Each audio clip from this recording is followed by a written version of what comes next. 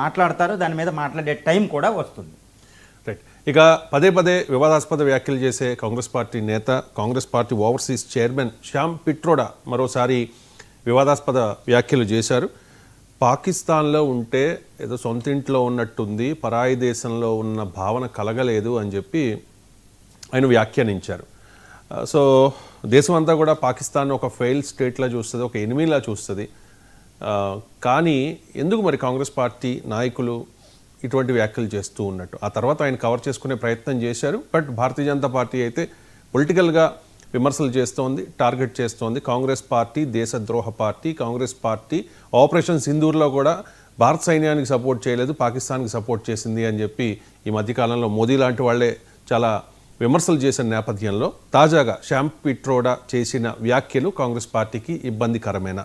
ఎంజీరావు గారు. ఎస్ అండి, ఇప్పుడు శ్యామ్ పిట్రోడా అంటే ఈయన father of Indian yellow revolution అంటారు. అంటే మన ఆయిల్ సీడ్స్, ఈ నూనె గింజల ఉత్పత్తికి ఆయన చాలా సహాయం చేస్తే ఆయన father of India's yellow revolution అని పిలుస్తారు. అంతటి గొప్ప వ్యక్తి శ్యామ్ పిట్రోడా. ఇదంతా ఒకతనం అయితే ఇంకొకటి ఏంటంటే రాజీవ్ గాంధీకి డిజిటల్ అడ్వైజర్గా ఆయన పనిచేశారు, మన్మోహన్ సింగ్ పనిచేశారు. గుర్తుపెట్టుకోవాలి, ఈ రాజీవ్ గాంధీ టైంలో ఈ కంప్యూటర్ డిజిటల్ రెవల్యూషన్ రావడానికి ఆయనే సహాయం చేశాడు. India IT revolution, is the father of Indian IT revolution అని కూడా పిలుస్తారు. ఆయన యునైటెడ్ స్టేట్స్ ఆఫ్ అమెరికాలోనే ఉంటారు, అక్కడే చాలా కంపెనీలు ఎస్టాబ్లిష్ చేశారు, ముఖ్యంగా డిజిటల్ వ్యాలెట్ లాంటి కంపెనీస్ చేశారు. ఆయన ఇండియన్ ప్రైమ్ మినిస్టర్ అడ్వైజర్గా పనిచేసి ఒక అద్భుతమైన సేవ చేశారు. ఇప్పుడు ఆయన కాంగ్రెస్కి ఓవర్సీస్ అడ్వైజర్ అనమాట. ఇప్పుడు రాహుల్ గాంధీకి, ఒకప్పుడు రాజీవ్ గాంధీ పనిచేశారు, మన్మోహన్ సింగ్ గారు పనిచేశారు. ఎస్పెషల్లీ మన్మోహన్ సింగ్ ఈ రాజీవ్ గాంధీ ఐటీ రెవల్యూషన్ పెట్టినప్పుడు ఆయనే అడ్వైజరు, కంప్యూటర్ ఇంట్రడ్యూస్ చేయడం ఇదంతా. అప్పుడు చాలా తీవ్రమైన విమర్శలు ఎదుర్కొన్న ఆయన అలా పెట్టారు. తర్వాత మన్మోహన్ సింగ్ టైంలో మన్మోహన్ సింగ్ గారు రావుస్ మన్మోహన్ అనే మోడల్ పెట్టినప్పుడు ఈ లిబరలైజేషను, గ్లోబలైజేషను, ప్రైవేటైజేషన్ పాలసీస్లో ఆయన కీలక పాత్ర పోషించారన్నమాట. మరి అటువంటి శ్యామ్ పిట్రోడా ఈరోజు వివాదాస్పద కామెంట్లు చేశారు. అవి ఏంటి? దీనికి ముందు కూడా ఇంకొకటి చేశారు ఆయన. ఎలక్షన్ టైంలో ఇండియన్ అన్ని రేసులు ఉంటాయని జాతుల కోసం మాట్లాడారు, కానీ ఆయన టంగ్ స్లిప్ అయిందనమాట. ఇప్పుడు ఏం చేశారు? పాకిస్తాన్లో నేను బంగ్లాదేశ్లో కానీ నేను ఉన్నప్పుడు అక్కడ నా ఇంట్లో ఉన్నట్టే ఉంది, అది పరాయి ఇంటిలా లేదు, I felt this is as if I was in my home అన్నట్టు మాట్లాడారు ఆయన. కానీ ఇక్కడ మళ్ళీ ఆయనే దాన్ని మళ్ళీ ఈ విమర్శలు వచ్చిన తర్వాత ఆయన మార్చి చెప్తున్నాడు, ఇండియా, పాకిస్తాన్, ఇటు బంగ్లాదేశ్ అనేది ఒక సివిలైజేషన్ నుంచి వచ్చాయి, కాబట్టి ఈ దేశాలతో మనకి సంబంధాలు ఉండాలనే కాంటెక్స్ట్లో ఆ సందర్భంలో నేను ఆ మాట చెప్పాను. కానీ I don't want to consider the pains from the Pakistan వల్ల టెర్రరిజం ఉంది, అందువల్ల ఎంతో బ్లీడ్ అవుతుంది, ఇండియాలో రక్తం మరుగుతుంది, రక్తాలు కారుతున్నాయి పాకిస్తాన్ చేసే పనికి, దాన్ని నేను కన్సిడర్ చేయలేదు.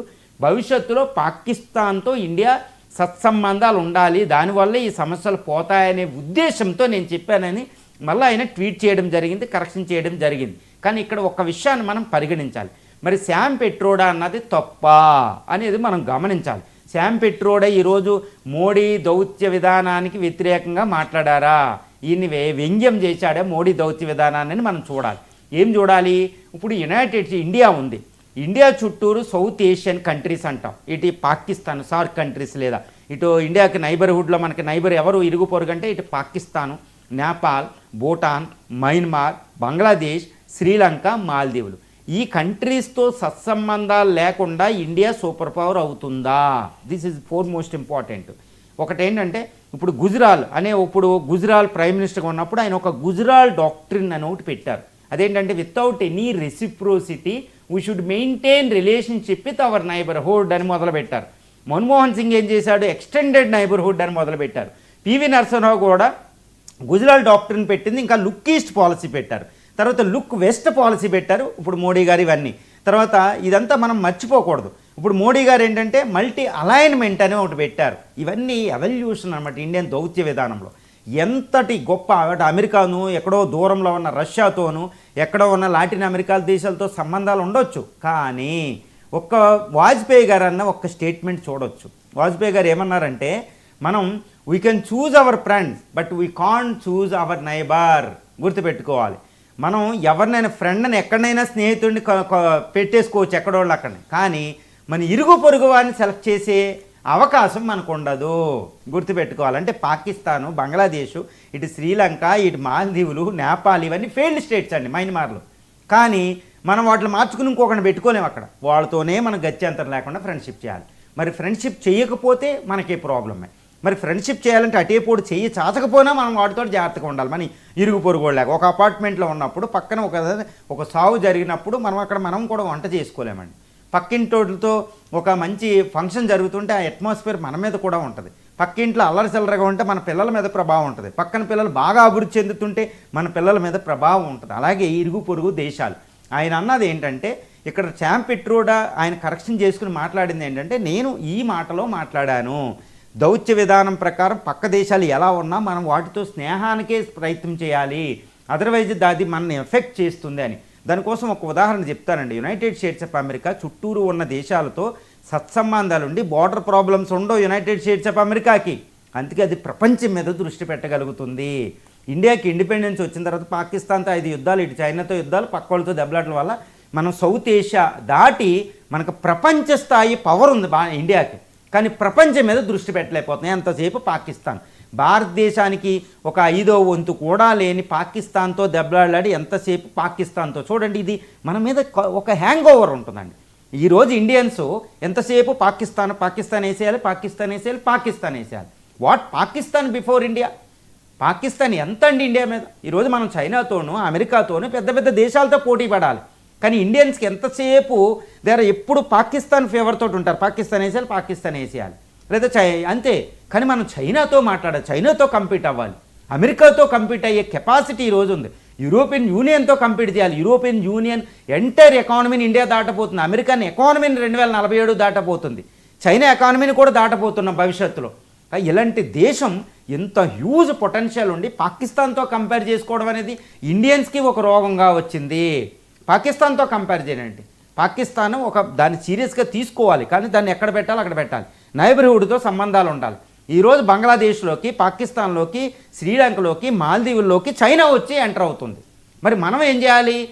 నయానో భయానో. ఇక్కడ నేను విషయం ఏం చెప్తున్నానంటే, పాకిస్తాన్ ఫ్రెండ్షిప్కి చేయి చాచకపోతే లొంగ తీయవలసిందే. బంగ్లాదేశ్ లొంగపోతే మనం ఆంక్షలు విధించైనా లొంగ తీసుకోవాల్సిందే. అంటే ఇంతవరకు ఫ్రెండ్షిప్ ఒకటే కాదు, గుజరాల్ డాక్ట్రిన్లో ఇప్పటివరకు force United states of America చేసే ప్రీఎంప్టివ్ పాలసీ కూడా పెట్టాలి. అంటే నయానో భయానో వాటిని లొంగ తీసుకుని ఫ్రెండ్షిప్గా ఉంచుకోవాల్సిందే. ఫ్రెండ్లీగా అది ఉందంటే శత్రువుగా పరిగణించి దాని మీద ఆంక్షలు విధించాలి. అవసరమైతే మనం ఏదైనా చేయాలి. లేకపోతే అటు చైనా, అమెరికాలు మన శత్రు దేశాలని ఈ దేశాల్లోకి వచ్చి అక్కడ మనం కుంపట పెడతాయి. ఈరోజు బంగ్లాదేశ్లోకి అమెరికా సైన్యం వచ్చింది, ఢాకాలోకి. మనం ఏం చేయాలి? బంగ్లాదేశ్ భయపడతలేదు మనకి. ఈరోజు శ్రీలంక హమ్ముంటట పోటు దగ్గర చైనా షిప్పులు తెప్పిస్తుంది స్పైంగ్. అక్కడ నుంచి మన ఇండియా మిసైల్ టెస్ట్ చేస్తుంటే అక్కడ పరిశీలిస్తున్న వేలర్ ఐలాండ్. ఎంత ప్రమాదం అండి! బంగ్లాదేశ్ చిట్టగాంగ పోటుకి అటు అమెరికా, ఇటు యునైటెడ్ ఇప్పుడు చైనా షిప్పులు వచ్చి మనం వేలర్ అబ్దుల్ కలాం ఐలాండ్లో మనం ఏ మిసైల్ టెస్ట్ చేస్తున్నామో చూస్తున్నారు వాళ్ళు. కోకో ఐలాండ్లో మయన్మార్ ఏం చేస్తుంది? కోకో ఐలాండ్లో అక్కడ ఒక పెద్ద రాడార్ పెట్టింది. బంగాళాఖాతంలో మనం ఏం చేస్తున్నామో చూస్తున్నాం. ఒక మాల్దీవులే చైనా పోర్టుకి ఫెసిలిటీస్ ఇస్తుంది. చిన్ని దేశాలు కూడా భారత్కి ఎగ్నెస్ట్గా పనిచేస్తున్నాయి మన నైబర్హుడ్లో. సో ఇలా చేస్తే మన ఇండియా సెక్యూరిటీ ఎలాగా? మనం ప్రపంచం మీద ఎప్పుడు దృష్టి పెడుతున్నాం? పాకిస్తాన్తో ఒక యుద్ధం వల్ల చైనాతో కంపీట్ అయ్యే ఒక అవకాశం కోల్పోతున్నాం. కాబట్టి ఈరోజు గుజరాల్ డాక్ట్రిన్ను శామ్ పిట్రోడా చెప్పింది అసందర్భం కాదు. ఇది మోడీ దౌత్య విధానానికి వ్యతిరేకం కాదండి, ఒక సలహా అని చెప్పొచ్చండి ఈ విషయాన్ని.